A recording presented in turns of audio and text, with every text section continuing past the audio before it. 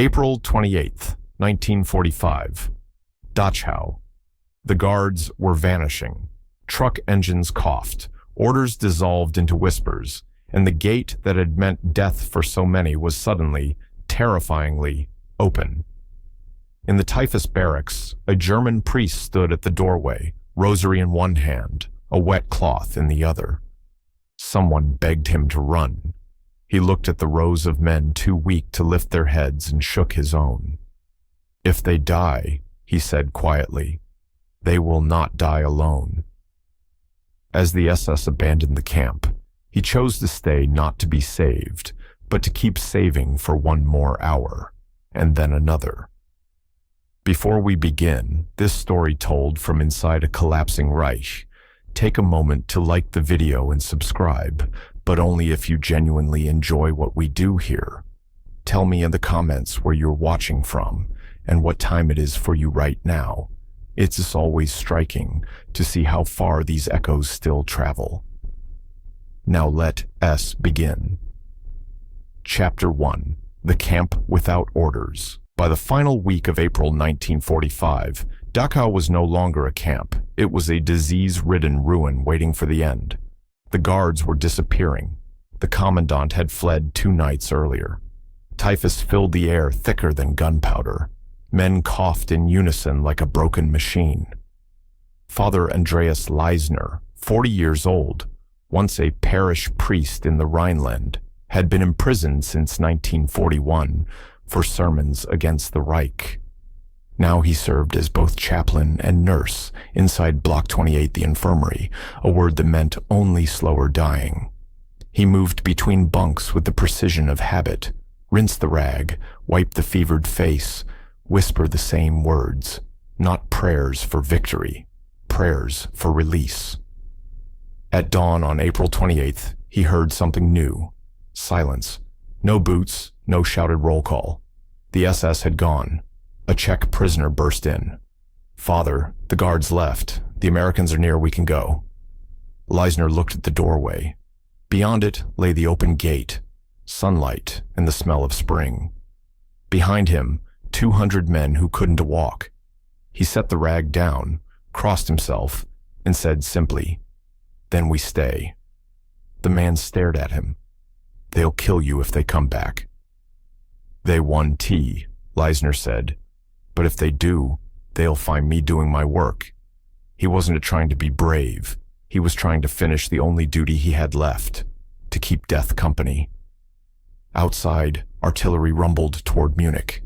Inside, a German priest prepared to hear last confessions from men he had never met, in languages he didn't speak. The camp was collapsing, but his voice, low, steady, almost mechanical, carried through the ward. "You are not alone." The words were meant for the dying, but in that moment, they belonged to him as well. Chapter 2. The Long Night Before Liberation. That night, the camp sounded like a battlefield of ghosts. The gun towers stood empty. The floodlights still burned, humming with power no one had switched off. Wind moved through the open barracks, carrying the smell of disease, burnt bread, and fear. Father Andreas Leisner sat by the window of the typhus ward, the candle beside him trembling in the draft. He hadn't slept in 2 days. He couldn't eat. Every time he closed his eyes, he saw the faces of the men who no longer breathed, but whose eyes refused to shut. He wasn't a doctor, but since the camp physician fled, he'd become one. He boiled rags, mixed melted snow with salt for the dying, and whispered the words that no medicine could replace. "Hold on," he would say. "Just one more morning." No one believed in mornings anymore. Around midnight, he heard movement near the main gate footsteps, quiet, uncertain. He picked up a lantern and stepped outside, the cold air biting through his thin shirt. A handful of prisoners were standing there, staring into the darkness beyond the wire. "They re-gone," one man whispered. "We could run." "Run where?" Leisner. "Anywhere." He could see it in their faces, the desperate hunger for freedom. even if freedom meant dying on the road. He didn't stop them. He just said, "If you go, don't look back." 4 men slipped through the open gate and vanished into the dark. By morning, 2 would return, 1 limping, 1 carried. The rest never came back. Inside, the fevered groans rose and fell like the tide. Leisner walked the aisle between bunks, the wooden floor sticky under his bare feet. He touched each forehead, not to heal, but to remind them they still existed. He found one boy no older than 18 delirious, muttering in Polish. Leisner sat beside him, held his hand, and began to hum a hymn he barely remembered. It wasn't a prayer anymore. It was a lullaby for the dying. At 3 a.m., distant thunder rolled across the horizon, except it wasn't thunder. It was engines, dozens of them moving closer. The Americans, the men who could still stand pressed against the windows, too weak to cheer. Leisner just looked up at the sky. He had imagined this moment 1,000 times, but now that it was real, it felt like nothing. There was no triumph here, only the hollow sound of victory arriving too late. He knelt beside the last bed in the ward. The man there wasn't breathing anymore. Leisner closed his eyes and whispered, "Rest now. It is over." Then he stood, wiped his hands on his robe, and stepped outside into the cold dawn, the day Germany's crimes finally faced the light. Chapter 3. Liberation and Silence. When the first American soldiers reached Dachau on the morning of April 29, 1945, they did not cheer. They stopped moving. What lay before them wasn't a camp. It was a graveyard that hadn't yet finished its work. One of the soldiers vomited before taking another step. Another muttered, "Jesus Christ, what is this place?" Inside the gates, hundreds of men in striped uniforms stared without expression. They didn't move toward freedom. They just watched, as if the war had ended somewhere else. The father, Andreas Leisner, was still in the typhus barracks when they found him. He looked less like a priest than a prisoner, hollow cheeks, sunken eyes, hands blackened from infection and iodine. But his voice was steady when he spoke to the American medic. "They need water," he said in broken English. "Not food yet. Water first." The medic blinked, confused. "You were German?" "Yes." "And you stayed here?" "Someone had to." He didn't explain. He didn't need to. Around him, men lay on the floor in silent rows. Some were still breathing, some were not. The Americans began to bring stretchers, blankets, morphine. Leisner refused to rest. He walked with them, translating, pointing out who could still be saved. For 36 hours, he did not stop. When the journalists and photographers arrived, they captured everything. The rail cars filled with corpses, the ash pits, the survivors. But no one photographed him. The priest who stayed was just another shadow among the dying. A week later, when the SS guards were rounded up and executed by angry prisoners, Leisner stood apart. He said nothing. He didn't stop it. He didn't join it. He simply prayed for both sides. By summer, Dachau became an American-run camp for displaced persons. Leisner's health was failing. The typhus had taken hold of his lungs. Before he was evacuated, a soldier asked him why he hadn't escaped when he had the chance. He smiled weakly and said, "Because leaving would have made me one of them." He died the next year in 1946 at a small hospital near Munich. The local paper called him a priest who could not stop tending to the condemned. No medals, no grave with flowers, just a cross carved into a stone wall that most people walked past. When asked years later about the liberation, one American medic remembered a single image: a thin German man in a black robe between bodies with a cup of water, as if mercy was something you could still pour. Epilogue. The quietest victory. In the ruins of 1945, Germany was full of people who said, "I had no choice. But a few, very few, had chosen anyway. Father Andreas Leisner's name never appeared in history books. No monument bears his face. He didn't win a battle, liberate a camp, or command soldiers. He just refused to walk away when the world was ending. He stayed among the sick, not because he expected redemption, but because he believed that even at the edge of hell, compassion was still possible. For him, that was victory. When Germany surrendered a week later, bells rang across cities that were no longer cities. But in Dachau, silence remained.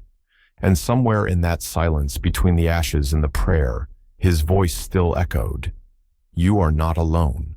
While Dachau fell to silence, across the ocean, 2 German prisoners in America were about to make a very different choice. They would escape captivity not to fight, but to go back. Chapter 4. The Escape. No one understood. May 1945, Texas. The war in Europe was over, but behind the barbed wire of Camp Hearn, the news didn't mean freedom. For thousands of German prisoners, it only meant waiting for ships, for papers, for someone to decide if they deserved to go home. Among them were Wilhelm Meyer and Friedrich Keller, 2 Wehrmacht soldiers from Bavaria. Neither had fired a shot in months before their capture. They worked in the camp farm detail, tending fields, fixing fences, mending tools. The guards liked them. They never caused trouble. Sometimes the Americans even left them unshackled when they went out to plow. They always came back. Till one morning, they didn't. It seemed a grand escape. No sirens, no tunnels, no stolen weapons. Just a moment of silence and a gap in the fence. They slipped away at dawn, carrying nothing but a loaf of bread, 2 canteens, and a piece of paper with an address. The address belonged to the Anderson family, whose farm bordered the camp. That was where they had spent months working, and where they had eaten warm food for the first time in years. For 2 days, they disappeared. Trucks searched the countryside. Planes circled overhead. The guards assumed they'd try to reach Mexico, or hijack a car, or make for the coast. But Meyer and Keller were heading north, toward the very people who had captured them.